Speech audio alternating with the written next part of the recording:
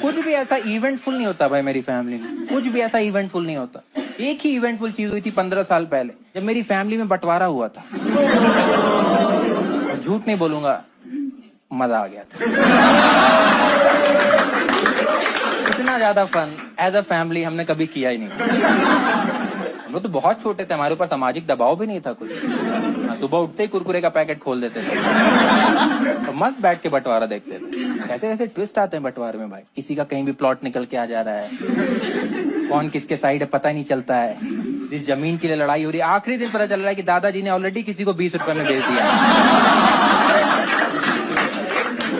एक तो दादाजी लोग पता नहीं कौन सी लाइफस्टाइल जीते थे भाई, 20 रुपए में जमीन बेच दिया। मैं कुरकुरे 25 रुपए का खा रहा हूँ। 20 रुपए, ये कौन सी लाइफस्टाइल जीते थे भाई? कि सब्जी खरीदने गए, वॉलेट जाना भूल गए, सब्जी वाले को जमीन दे दिया।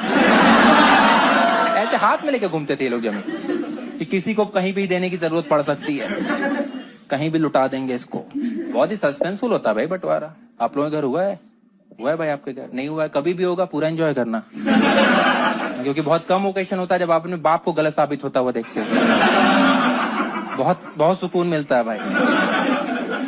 बहुत ही सस्पेंसफुल होता है भाई बंटवारा। पता नहीं रहता कि आप जिस घर में रह रहे हो आपको मिलेगा या नहीं मिलेगा। बहुत ही सस्पेंसफुल होता है, एकदम चक दे इंडिया वाला सीन हो जाता है कि दाएं वाला मिलेगा कि बाएं वाला मिलेगा।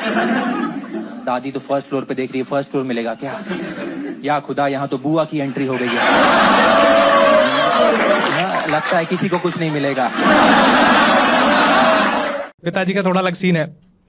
स्कूल में एक लड़के के चांटा मार दिया था मैंने, मम्मी को घर पे बुला के लेके आ गया, नामर्द कहीं का।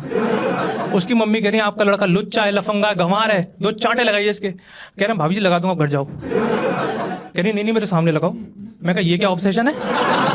मेरे पिताजी कह रहे भाभी जी जाओ मैं लगा दूंगा इसके। कह रही नहीं मेरे सामने लगाओ। पापा कह रहे यार मैं फोटो भेज दूंगा, जाओ घर पे। कह नहीं मेरे सामने लगाओ। मेरे पिताजी कह रहे कर क्या रहा था ये ऐसा इसका लड़का? मैं कहा अपनी माँ की तरह बहस कर रहा था। लड़कों और लड़कियों के ध्यान रखने का तरीका बहुत अलग है। लड़कियां कंसोल करती हैं, एम्पैथाइज करती हैं, फील बेटर कराती हैं। लड़के करते हैं मोटिवेट। स्कूटी से गिर गया, कुछ नहीं होगा, मर्द को दर्द नहीं होता।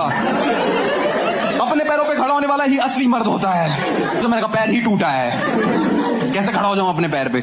मुझे बस यही याद था कि you can do it type कुछ ऐसा बढ़िया कर दो कि सामने वाला मोटिवेट हो जाए। ये वॉशरूम से बाहर आई, बेड पे लेटी, पेट पकड़ रखा था, दर्द में कर रहा थी कि ओह माय गॉड मुझे बहुत ज्यादा दर्द हो रहा है। मैं कहा दर्द हो रहा है, अभी ठीक करता हूँ।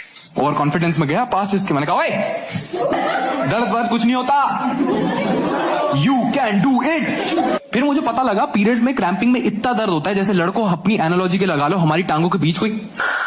मुझे पता इसलिए लगा क्योंकि इसने किया। ऊपर से पूछा रिप्रेजेंट दर्द होता है? मैं कहा बहुत जोर से होता है, बहुत जोर से हो रहा है। बता रहा हूँ मैं आपको, लड़कों को बालों के बारे में बिल्कुल नहीं पता। जैसे लड़कियों को पता होता है रफ हो गए, वॉल्यूम कम हो गई, स्प्लिट एंड आ गया है। लड़कों का एम क्लियर होता है भाई, शादी से पहले गंजा नहीं होना। ना इससे ज्यादा चाहिए, ना इससे कम चाहिए।